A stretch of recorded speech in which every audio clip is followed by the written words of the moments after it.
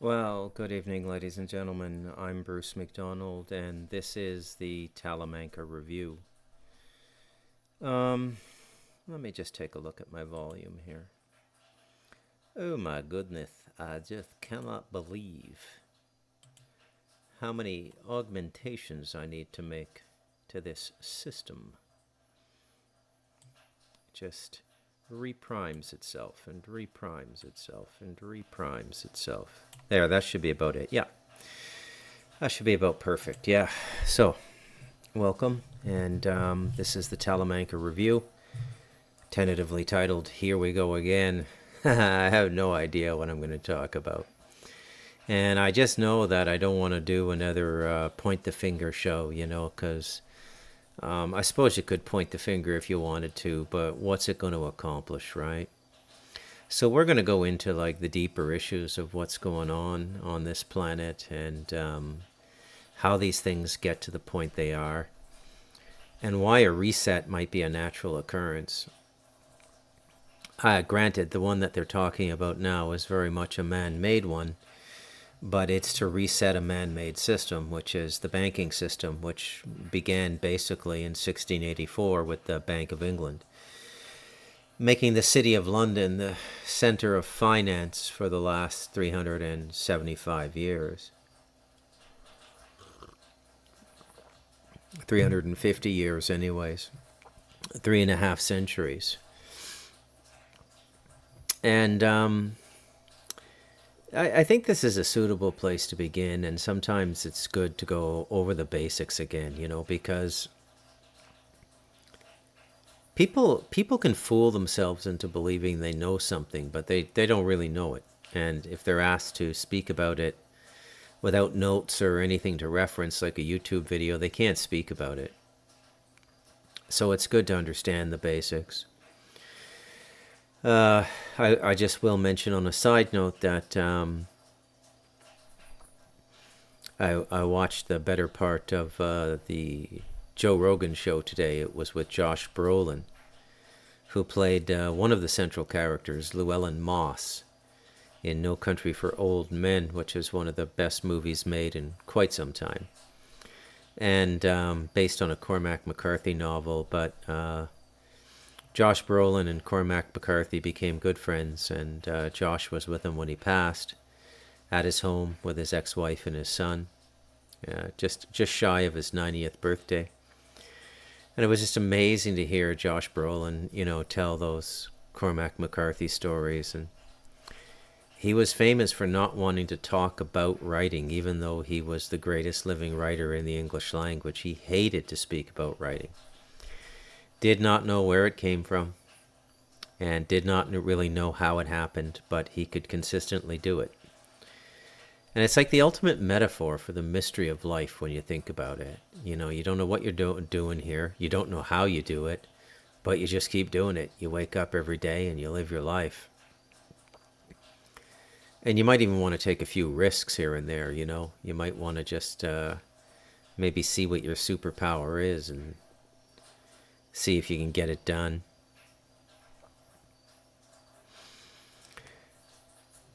Now, I think it's long overdue for me to circumscribe the Talamanca Review. And by circumscribe, I mean retouch on the major points of this podcast and try to weave a blanket, weave a duvet, a comforter, like the grandmothers used to crochet comforters and stuff like that. I want to do that with my language and my meaning and my themes and the things I talk about on the Talamanca Review. Number one, self-reliance is your best friend at this point in history, because the system is seeking to reset itself, and in seeking to reset itself, it seems it wants to let go of a lot of excess. Okay? So for a normal person, this would be like a family moving to a smaller house and sizing down and leaving a lot of stuff behind. When you're talking about a society, it means killing people. That's what they mean when they say sizing down, or when we talk about sizing down. It's the deliberate extermination of people, masked in such a way that it looks natural, like the senior deaths during the pandemic, and they were all euthanized.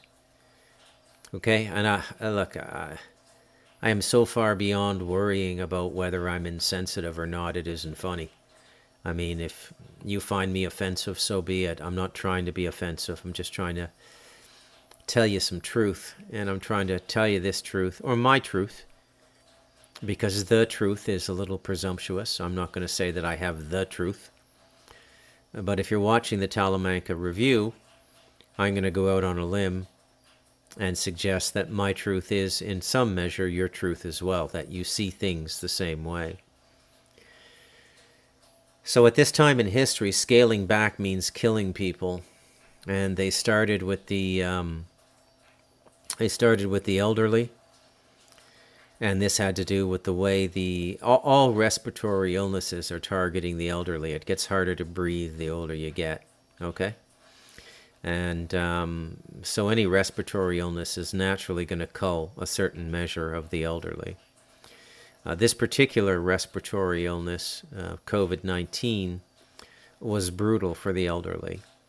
I remember in the first year it came out, stories of 1/2 or 3/4 of the entire populations of some seniors' homes being wiped out in a fortnight in provinces like Quebec and Ontario. And this added to the fear that this was the real deal pandemic. This was, boy oh boy, this is the real deal, folks. Batten down the hatches. Woo! It's finally come. This one's biblical, folks. This one's gonna get you, folks. And of course, this is immediately to get you into a fearful state of mind, because you can't think and you can't create when you're in a fearful state of mind. All you have to do is think about it for a sec. What happens when you go into fear? Well, you're not pushing anything out in fear. You're not acting. You're just reacting. And that's why it's always good to stay out of fear to the best of your ability, not to allow yourself to be subsumed by fear. This is a more difficult task for women than it is for men. I'm not trying to be sexist. I'm not trying to be controversial. But a lot of the tactics that they use in the modern world are targeted at women, and then they use the women to anchor down the men. And if you're honest with yourself and you look at the situation honestly, you'll say, yeah, that's what they're doing. I'm not talking about you women who have been in the service and have been deployed and been a part of an active duty deployment in the U.S. military or the Canadian military or the Australian military or the British military. Obviously, you're an exception to what I'm saying, but generally, women are the weak link when it comes to a fear campaign.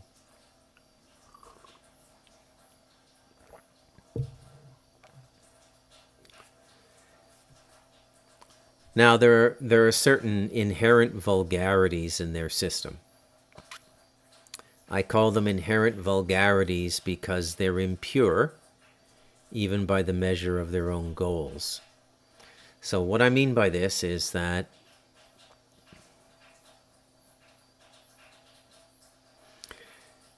if we were to take all things stated as true, meaning there really was a deadly pandemic, it really did have the killing power they were talking about in the early part of the pandemic in 2020. It really was the tornado that they were saying it was. Where was the unity in our society? Where was the sacrifice? Where was the war effort? Did the pharmaceutical companies cut the prices on their product, or just ask the various governments they served to compensate for the R&D and give a flat profit of $100 million and we'll call it a day? No. They went for maximum profit yield on their vaccines. Maximum profit. Doesn't matter. Oh, it's the end of the world, don't you know? This could be the pandemic that wipes out 3/4 of humanity. Batten down the hatches. It's the end of the world. Don't you know? But at the same time, we're not going to interfere with business. We're not going to molest the sacrosanct nature of private enterprise. We're not going to commandeer, under some kind of Marshall Plan, these pharmaceutical companies, nullify their ability to make egregious profits, and turn them into wartime offices that serve the national emergency, which is so serious, as they told us, people like Justin Trudeau, so serious, it may as well be on par with war. And yet no war effort from government. War effort when it comes to battening down the protests after a couple years of the nonsense, when people start to wake up. No problem bringing special measures in there. Second time in Canadian history the War Measures Act has been used, now titled the Emergency Measures Act, but essentially the same act. You probably have a version of it in the United States. It might go by a slightly different name, but it basically gives temporary martial law powers to a government in a state of national emergency. You see where I'm going with this? No national emergency when it comes to the sacrosanct relationship of profits. No national emergency when it comes to, hey, AstraZeneca, hey, Moderna, hey, Pfizer, we want these vaccines for $5 a pop, not $275 a pop. Or by God, if you make us pay $275, we'll make sure we never use your product again in this country. This is an emergency. Work with us. Because after all, these companies exist and are symbiotic with these first world nations. They too are not just servicers of the emergency, but participants in the emergency themselves, because their wives and husbands and children and elderly parents could all get COVID and could all possibly die in this end of the world pandemic. End of the world pandemic. No war measures as it applies to corporate profiteering. Only war measures as it applies to middle and lower middle class people asking for their dignity and a chance to live and survive, because after 2 years they figured out this was not what the government was telling us it was. Stage 1. Kill the old. Suck as much money as you can out of the middle class. Because an economically weakened people are an easier to manage people, and we're moving towards a reset, a collapse of the system. So it would be better if people were easier to manage. You see how it all goes together? Once you get the big picture, you can put the puzzle together pretty easy. The question is, can you get the big picture? Most people cannot. And the reason they cannot is they do not allow themselves to think within bandwidths of darkness and negativity necessary to see the truth. Shades of black that no flashlight or spotlight can penetrate into, metaphorically speaking. And they operate in this darkness, and nobody can penetrate it, nobody can look into it. And so everybody accepts it. I and a small group of friends I have are capable of looking into this darkness, are capable of swimming in this darkness, are capable of building sandcastles in this darkness, are capable of singing love songs to God in this darkness. It's just the way we're built. And it's people like us who come out and tell you what's going on, because of our special ability to see into darkness. Or better yet, see in the dark, like a cat. Okay? Because this is a circumscribed show, I'm going to try and encapsulate everything the Talamanca Review has been about up until today in this one podcast, or as much of it as I can. This is why I write books like The Light of Darkness, to pass the dark teachings on to you, not to be shocking. I don't want to be the Marilyn Manson of literature. You know?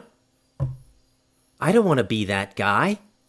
I'd love to write beautiful books, but a writer's job is to capture their time accurately. And you know what, folks? I'm going to let you live in on a little secret. We live in a really dark time. If you haven't picked up on that yet, you might be fucked. So that's why I write books like The Light of Darkness. I remember when I finished The Light of Darkness, I was so disturbed with what my keyboard had created, so disturbed by what I had lived through writing the book, that I was no longer sure I wanted to put anybody else through it. So I created a test. I sent the manuscript before I published it to my friend, Alan Park, the stand-up comedian, who I told you was one also could see in the dark. And I said, Alan, I'm having second thoughts about publishing this book. I think it's just too dark. My mother told me not to publish it. It would ruin my reputation as a writer. Alan reads it in a day and a half. He goes, why would you not want to publish this? I said, I told you. It's too dark. He goes, nonsense. It's not even dark enough, Bruce. You're just beginning to come up on what's really going on this planet, and specifically in the first world Western societies right now. You have a duty, a moral obligation to publish this book. I said, thank you, Alan, and I published the book. Now, it's not as dark 5 years on as it was when it first came out 5 years ago. I remember Jody buying it finally, and she had been afraid to buy it, and then I was hearing from her as she was reading it, and she said, it's not nearly as bad as I thought it was going to be. And I thought about that for a moment.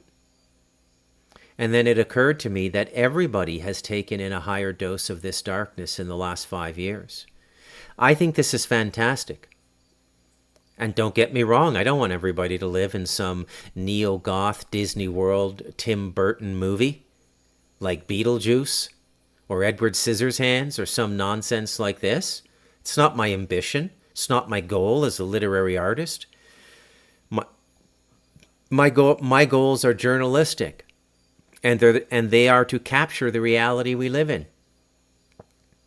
And then if I go beyond journalism and they become something of an op-ed piece, then my op-ed is to inform you that, look, you need this darkness right now. Don't run away from it. This is why I did the Spooky Man podcast. This is why I was so upset with my friend James. I can't interview you, Bruce. I've been having some disturbing dreams since I've been listening to the Stardust Ranch audiobook. Well, those disturbing dreams are exactly what you need right now, James. Okay? I don't know what it is with these Christians. You know, I saw another one today. It was one of those drop everything you're doing. You need to hear this Christian videos. The truth about Oprah Winfrey. It was a psychologist who had been on her show a number of years ago. Now, do not get me wrong. I am no fan of Oprah Winfrey. She's a whorebag, probably a child trafficker, and clearly she was Harvey Weinstein, one of Harvey Weinstein's pimps. But what this particular psychoanalyst was attacking was Oprah's endorsement of paths to God other than Christianity. And I just thought to myself, oh my God, here we go again. We've learned nothing. We've learned nothing. Okay? This Jesus only is not going to persist much longer. And anybody holding on to that attitude is not going to make it. How do I know these things? Because your ability to make it is based on your buoyancy. Buoyancy is your ability to float. Here I'm talking about the ether of the time we live in, the zeitgeist of the time we live in. Can you float in it? Can you catch a wind and move with it? Or are you going to anchor yourself? And if you hold on to dogma, you're going to anchor yourself. And then the hunters just come along and there you're pinned down and they just, boom, you're gone. The hunters being a metaphor for the various and many circumstances they're using to kill people now. Okay? So the pandemic is one. Fentanyl was another. Now I'm going to say something controversial now. Maybe people ODing on fentanyl is not such a bad thing. Maybe getting rid of all these dead-weight drug addicts isn't such a bad thing. I know, Bruce, you monster. Well, we're going through an emergency now. We're in a war. Right? If we as a society were a special forces unit and somebody broke their shin and we had no evac and no way to get them out, nor could we risk them getting captured because they would give up the intel that would compromise the whole mission, you have to shoot the guy that broke his leg. That's war. We're in war now. The days of sentiment are far gone. You should be your very best person now. You should be your very best person now. If you're still getting high every day, you're probably not going to make it. And you're just going to end up stewing in this psychological chaos of inactivity and reflection. Oh man, the world's really coming apart. You're not going to make it. Harsh but true. You're not going to make it. Okay? But getting back on point, the drugs coming over the border, that's all coordinated. You think they don't know in Washington that the CCP's working with the cartels to produce that fentanyl, teach them how to make it, and given that it has no recidivism, it's not to create drug addicts to profit off of. It's to kill Americans and Canadians. And our government knows that, which, again, is a further indication that it's a depopulation agenda. Kill the indigenous people of Canada and the United States. And from what I'm hearing from listeners, Ireland, Scotland, Wales, and Britain as well are in really rough shape right now. Really rough shape. Maybe further gone down the path than any other country. Home invasions, squatters coming in and just taking homes from people and killing the people. This is what I'm hearing. Whether it's hyperbolic or not, I don't know, but this is what I'm hearing.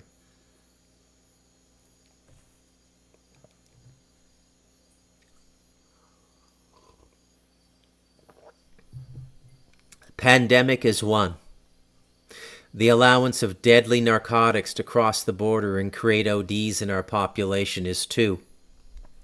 Immigration is three. The immigration policy is clearly targeted at displacing Canadians and Americans and Britons and Ireland and Scottish. Clearly. How could you see it any other way?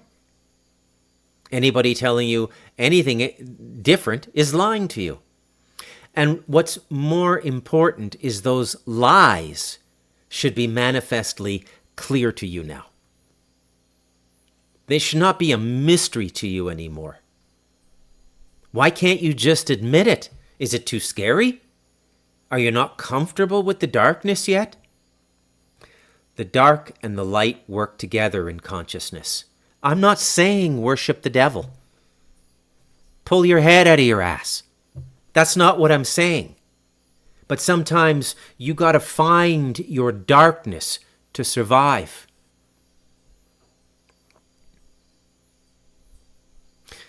So many people I talk to who listen to my show, I talk to them off air, they're like, I don't know, like aardvarks that have been hit by a car dying at the side of the road. I can't move. It's so bad.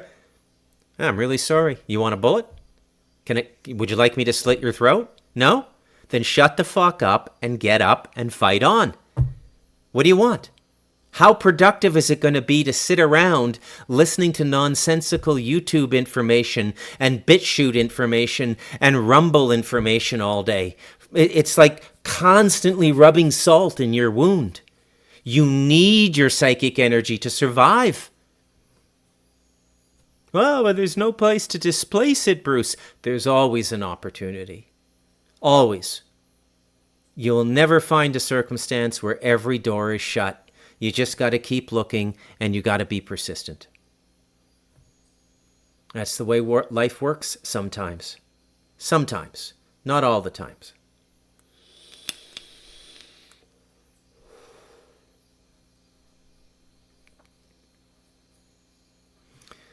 Pandemic, narcotics, immigration, economy, and taxes. That's the other way they're doing you in. The deliberate inflation. It's really when you start to add it all together, it's quite the perfect storm, isn't it? And coincidentally, happening most acutely, this manufactured storm, social economic storm, happening in all the countries they want to depopulate. And they're running out of time. Say what you will about Trump, I really think he threw a monkey wrench in their timing. They wanted this all wrapped up by 2025. And it's not wrapped up. And what's worse, people are beginning to wake up. And if we're really lucky, somebody's going to come up with a cure for the thing that they put into everybody's arm. Somebody's going to come up with a way to reverse it. Because human beings are ingenious.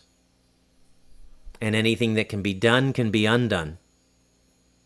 And so the clock is ticking. You could even say we're in an us and them situation now, and it's getting pretty close to that. This would certainly explain all the tension around the Trump election, wouldn't it? Oh, I know.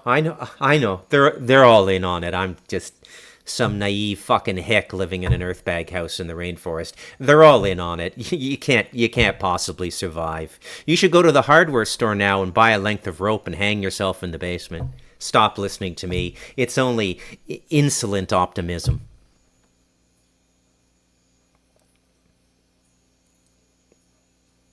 This is really happening. And nothing is absolute and nothing is complete. It's never that way. Not when the stakes are this high. There's always an opportunity to turn things around. But you have to be able to accept it. You have to have space in your consciousness for the possibility to come in. And if you don't have that space in your consciousness, if your consciousness is all full up with THC from hitting the bong all day and stupid ideas from X22 Report and every other Alex Jones and every other idiotic fucking podcast out there, you're not going to have any space. And they're profiteers as well. Alex Jones has made his money off your misery. Never forget that. Okay?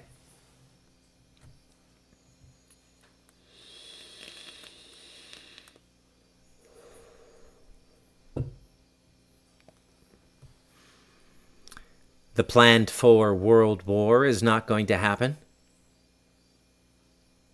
Can't get it going. Too many sober people around. Too many adults in the room. Not going to get it going. I don't think Putin is going to take the bait. I think he knows exactly what they're trying to do. Oh, by the way, add that to the list as well. Get North America nuked. That's the quickest way to depopulate it. Get it nuked. I'm amazed they haven't done it themselves yet. Set off a nuke and have it do a U-turn up in the sky and come back down and hit the United States. Oh, sorry. We had an error in our guidance software. We just nuked ourselves. I shouldn't even say that out loud. Why give them ideas? That's how desperate they are. These people don't care. They literally don't care. You're dealing with a level of nihilism that you can't comprehend. What kind of a human being could kill themselves and take half the world with them? That's a special level of crazy. But there are people like that on the planet, and there are people like that on the planet in power right now. How do you overcome forces like this? By the grace of God. Only by the grace of God. And that takes a special heart and a special mind. Nothing else can do it. Nothing else will do it. Nothing else can do it.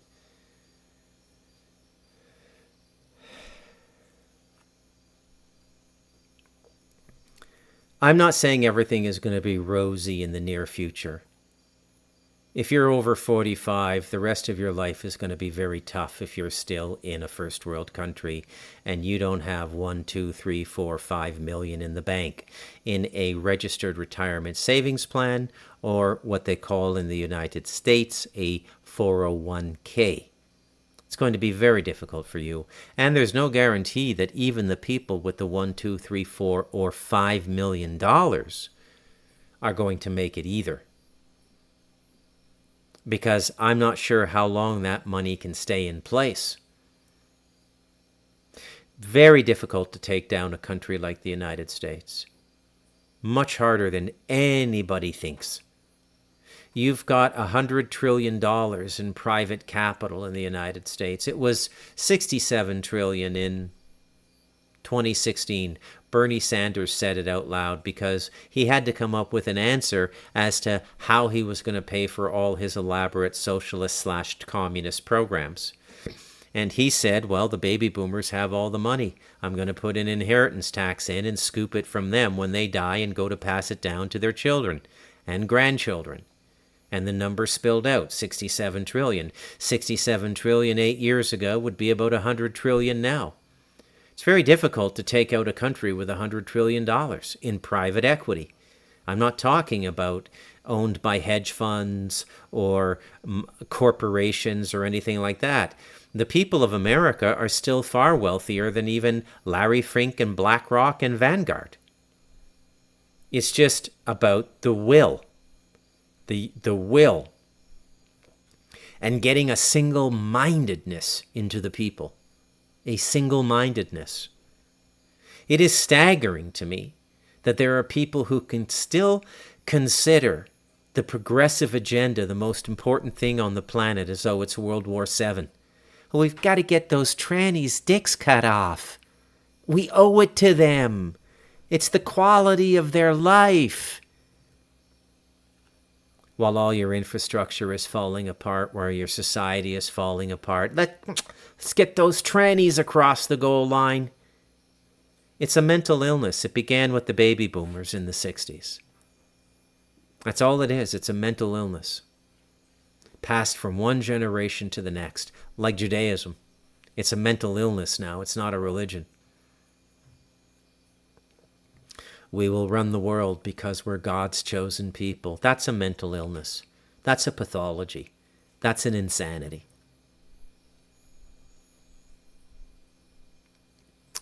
I'm Bruce McDonald, and this has been the Tal.